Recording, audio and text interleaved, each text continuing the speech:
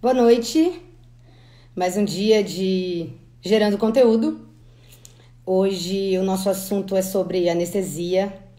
É um mundo para quem já precisou de alguma ou para quem ainda nunca precisou.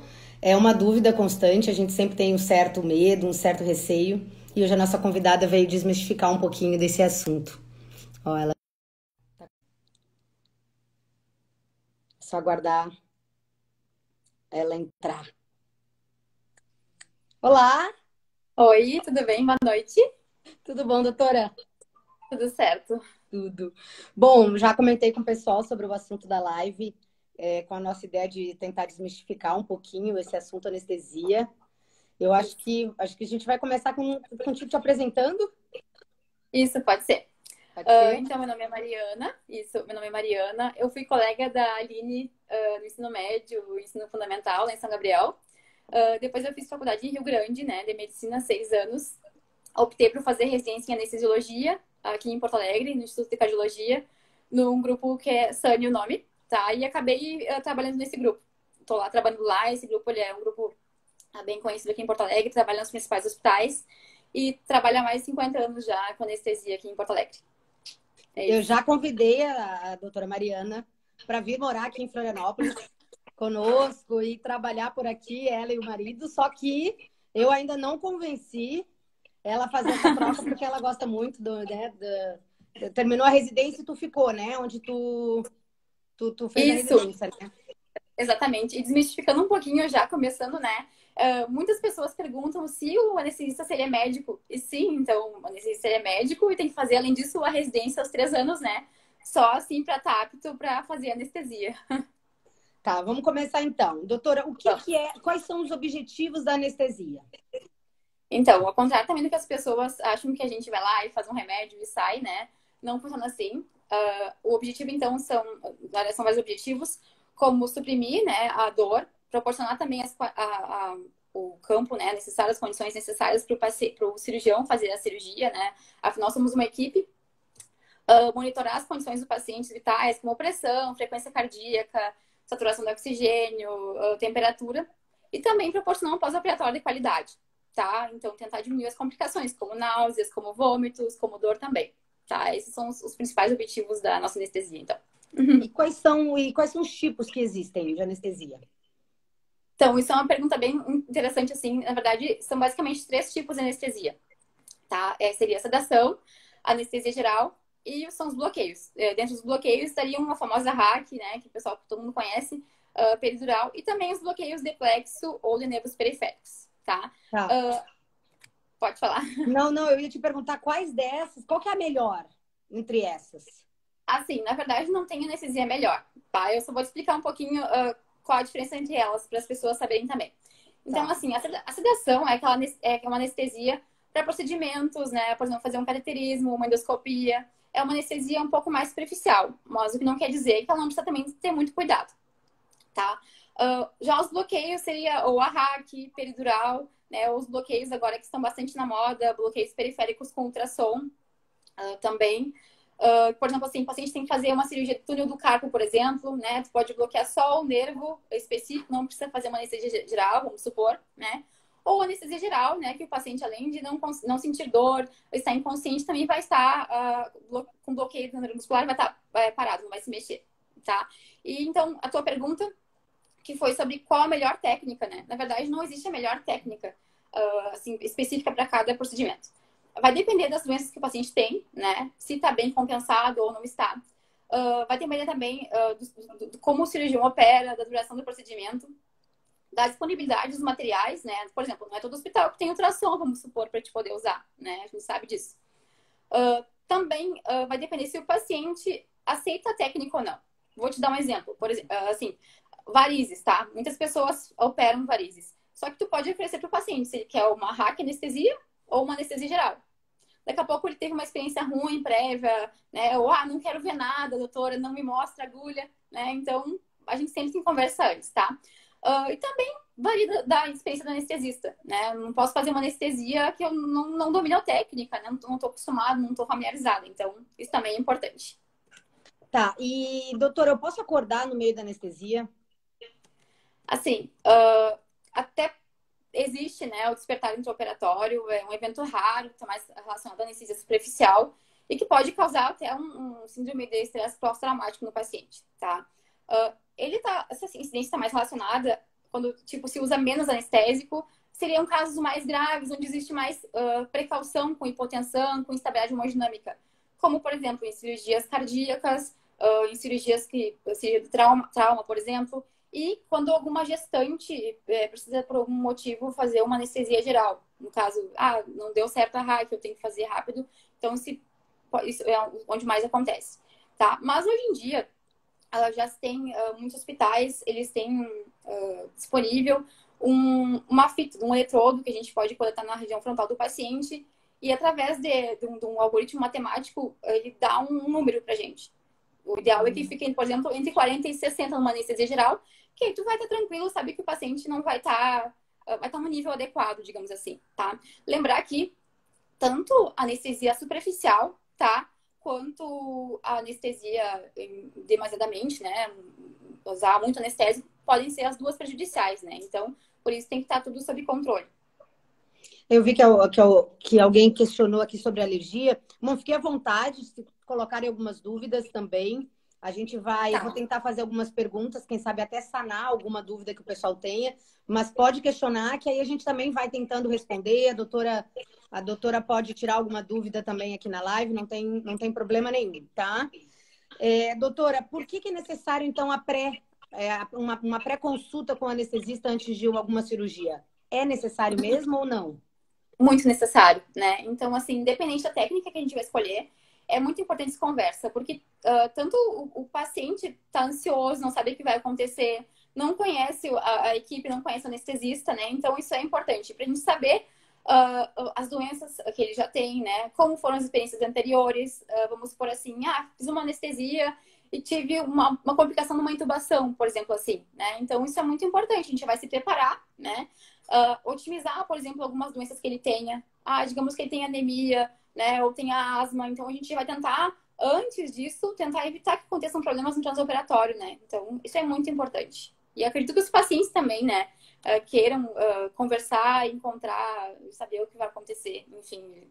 Eu confesso que até, né, quando a gente vai fazer uma cirurgia, aquele contato com o anestesista antes, porque é uma pessoa que a gente não imagina, a gente enxerga muito pouco, né? Aquele contato é muito rápido. Quando tu enxerga, tu já tá fechando o olho e tu já não enxerga mais nada. Acorda, ele já não tá mais ali com a gente fica naquela ideia, né? Precisa ter, né, esse contato. Isso, e o que acontece é que eu digo, estava conversando com um cirurgião sobre isso hoje, o paciente procura o cirurgião, né? E o cirurgião tem o seu anestesista.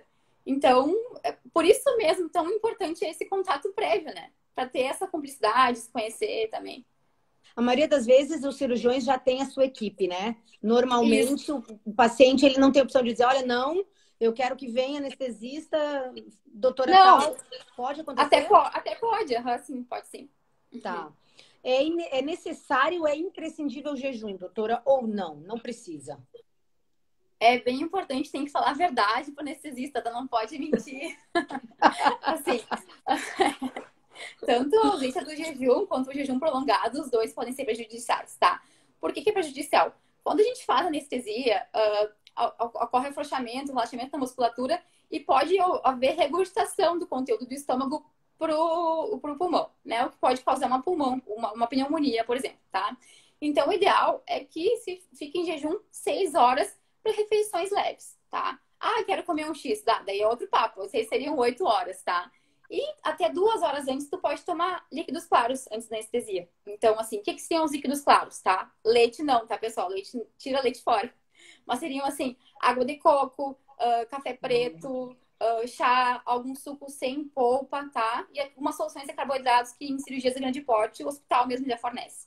Tá? Mas, assim, essa coisa de ficar sem comer a partir da meia-noite, uma cirurgia às 4 da tarde, isso também é prejudicial para o paciente.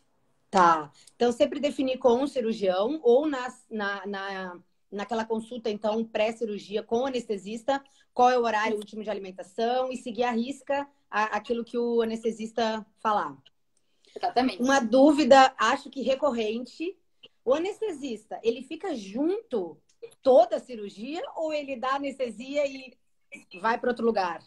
Não. O anestesista tem que ficar, independente do tipo de anestesia, tá? Se for sedação, se for geral ou se for bloqueio, o anestesista tem que ficar na sala para ir verificando, né? De 3 a 5 minutos, a cada 3 a 5 minutos, por exemplo, a gente mede a pressão do paciente, né? Então, você tem que estar o tempo inteiro lá, porque podem ocorrer alterações decorrentes do procedimento ou até mesmo dos anestésicos, né? Do paciente. Então, a gente tem que estar lá o tempo inteiro cuidando do paciente. Ver sangramento, pressão, frequência cardíaca, temperatura também que é importante. Então, sempre vocês estão ali do ladinho, acompanhando todo o procedimento até o final. Isso aí. Tá. E como é que é a recuperação, doutora? Eu acho que é o que preocupa bastante. A gente sempre escuta a recuperação é horrível, anestesia, tu acorda delirando. Como é que é isso? É normal? Então, assim, não tem um tempo mínimo para ficar na recuperação, tá? Tem que ter, na verdade, obedecer alguns critérios para te poder ter alta, tá? Pode ocorrer, depende do anestésico que for usado, tu acordar um pouco tonto, mais sedado, né? Isso pode ocorrer, realmente, depende da anestesia. Mas o ideal é que, assim, o paciente só dê alta da sala de recuperação quando tiver com alguns parâmetros alcançados, como estabilidade hemodinâmica, sem dor, sem náuseas e vômitos. Se eventualmente ele teve algum bloqueio, como hack, o ideal é que os movimentos já tenham voltado, né? Ou algum bloqueio periférico também ter regredido, né? Só assim para evitar complicações, mesmo para poder ir para casa ou para dar alta para o leito, né? Tá. Mas tem que preencher esses critérios, tá? Como se fosse um checklist, assim, ter uma boa nota para poder ficar tranquilo. Para poder liberar. Doutora, eu acho que Isso. foi um questionamento também de alguém da live. Deixa eu me lembrar o nome aqui, deixa eu procurar. Tem alguém dizendo que veio pela Raquel, tua irmã, que veio te assistir. Também elogiaram as tuas colocações, a Bruna também. A doutora Bruna, eu acho que se formou contigo, né? Também comentou aqui. Deixa eu ver, não me lembro o nome, agora eu não estou achando. Bom, questão da alergia, doutora. Como é que é essa questão? E se der uma alergia na hora, o que que acontece? Então, por isso que o anestesista tem que estar o tempo inteiro com o paciente, tá? A alergia, ela pode acontecer com qualquer medicamento, né? Muitas vezes não tem como prever, tá? E o que tem que ser é o anestesista tem que ser experiente, tanto para detectar, né, o que está acontecendo, também para tratar. Por quê? Porque se eu vamos supor que eu vou ali tomar um antibiótico, comecei com uma alergia, esse antibiótico na rua, né? Eu tô com coceira, eu tô sentindo falta de ar. Já anestesiado, eu não vou poder dizer que eu tô sentindo alguma coisa, né? Então, o anestesista vai ter que estar de olho em alguns parâmetros, né, fisiológicos do paciente, como hipotensão, taquicardia, vermelhidão, alteração na ventilação, para poder sim aí tratar o paciente da maneira adequada. Então, por isso tem que estar sempre junto do paciente e de olho no monitor. Tá. E qualquer intercorrência que der, o anestesista e a equipe que está ali, ela consegue resolver rapidamente o procedimento. Sem grandes preocupações, o paciente pode ir relaxado para fazer a cirurgia ou procedimento? Sim, assim, hoje em dia os medicamentos estão muito mais seguros, né?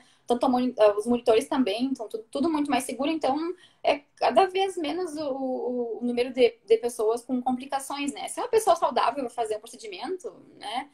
Muito raro acontecer alguma coisa errada mesmo. Tá, eu acho que aqui ó, a Ana colocou. E o anestesista pode errar o local da hack? Pode causar dano ou alguma sequela?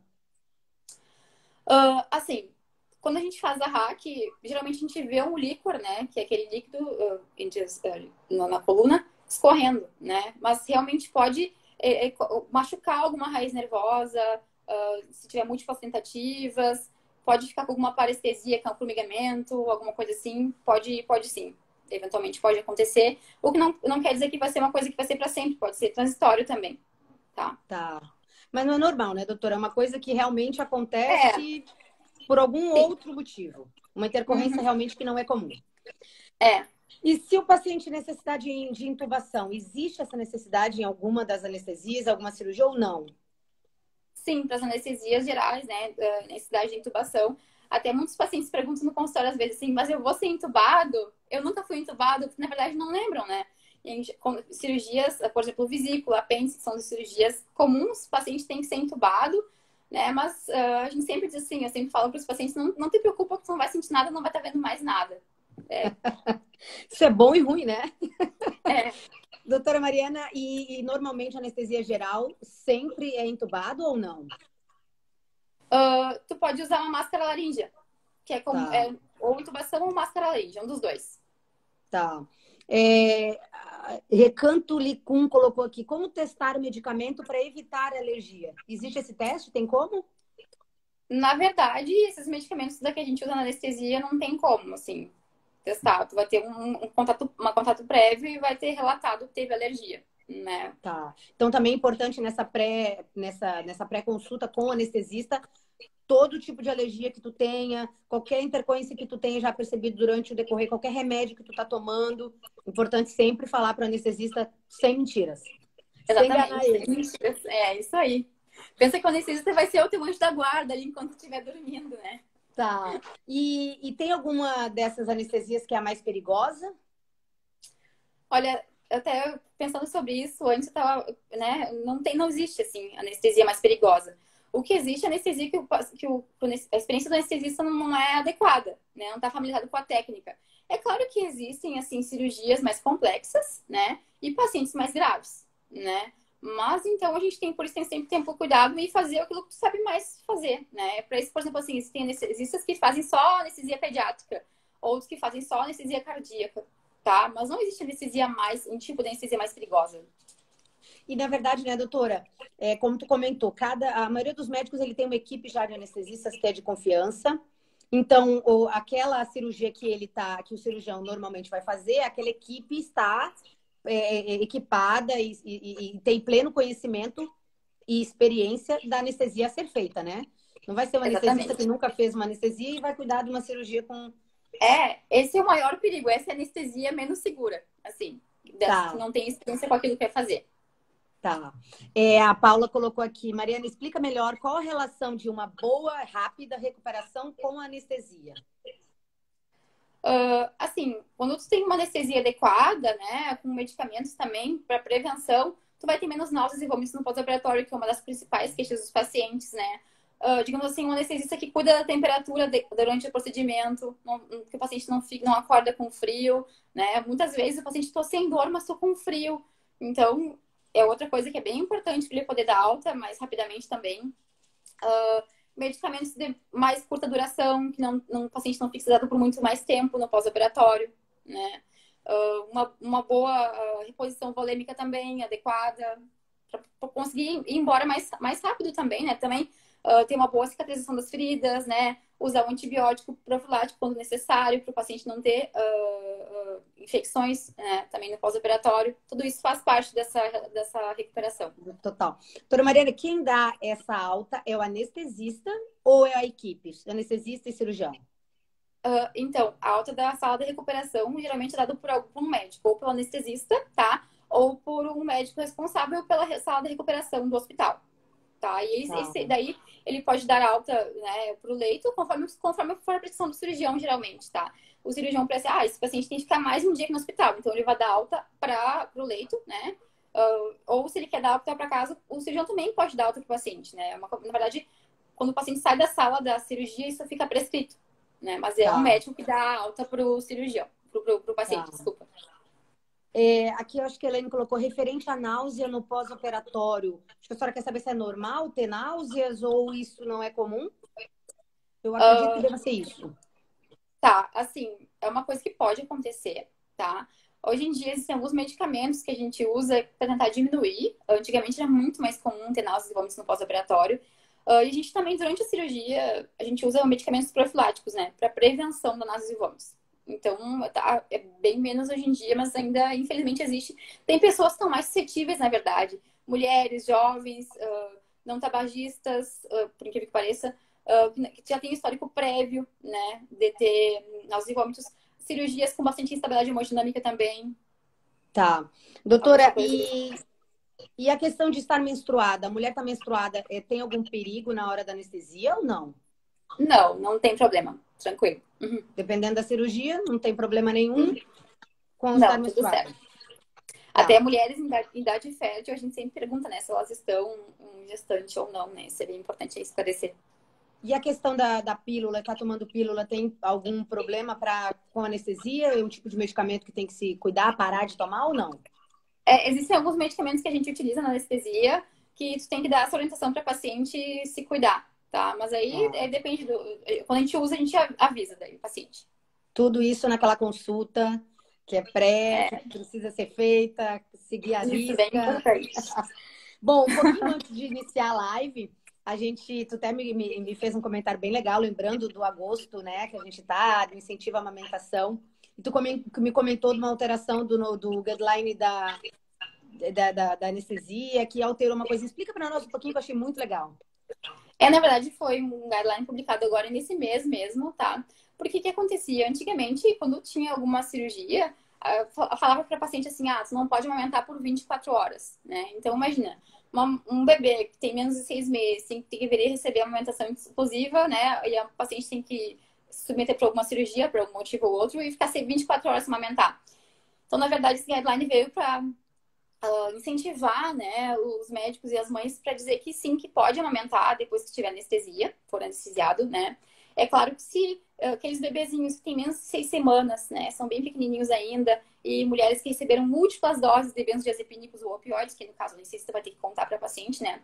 A gente tem que ter um cuidado um pouquinho maior com o bebê, para ver se ele não vai ter uma sonolência excessiva, tá? Então o ideal é que alguém fique cuidando então daquele dia, né, da mãe e do bebê, né, para ficar tudo certo, para só observar se ele não vai ter depressão respiratória, tá? Então, assim que a mulher fez anestesia e assim que ela acordou, consegue se alimentar, está falando, ela já pode sim amamentar o seu bebê, tranquilamente. Que bom. Então, na verdade, foi um passo grande, então, principalmente para as gestantes, né, para aquelas mulheres que tiveram bebê há pouquíssimo tempo também. E aí já podem, terminou, já pode, não tem estresse nenhum. Que legal, que bom. Exatamente. Bom, se alguém ficar alguma dúvida ainda e quiserem, né, tirar, pode me mandar uma mensagem, me mandar um Insta.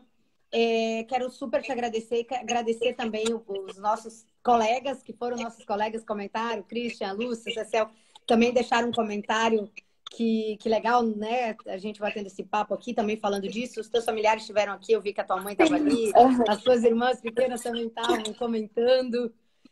Bom, te agradecer por tu teres esses minutinhos, que eu sei que tu tá super corrida. E para trazer um pouquinho de informação, esse é um assunto realmente que para nós é novo, para quem nunca operou também, para quem vai operar também. E a gente sempre fica com dúvida, fica com bastante medo. E ter esse tipo de informação clara e para nos sentir mais calmas, né? E sentir seguras, eu diria. Te agradecer, Com tá, certeza. doutora? Não, eu queria te parabenizar também. Muito obrigada pelo convite e te parabenizar pela iniciativa que tu teve, né? Na quarentena de gerar esse conteúdo maravilhoso para as pessoas, enfim. É que nem tu me falou antes, me arrumei para nossa live, né? Porque é o nosso compromisso, né? De hoje em dia é esse.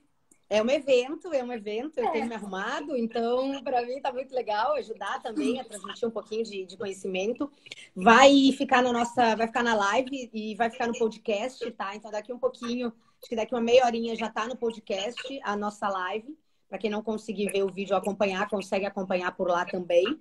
Te agradecer de novo e te cuida, né, nesses hospitais. E te esperar aqui em Floripa, então, caso tu resolva vir morar pra cá. Te conto em breve, depois não, pra passear. Não, te conto e vai para passear. Obrigada, viu? Boa noite pra todo mundo. Tá bom. E aí amanhã tem Gerando Conteúdo de novo. Tchau, tchau. Beijo. Tchau, tchau. Beijo.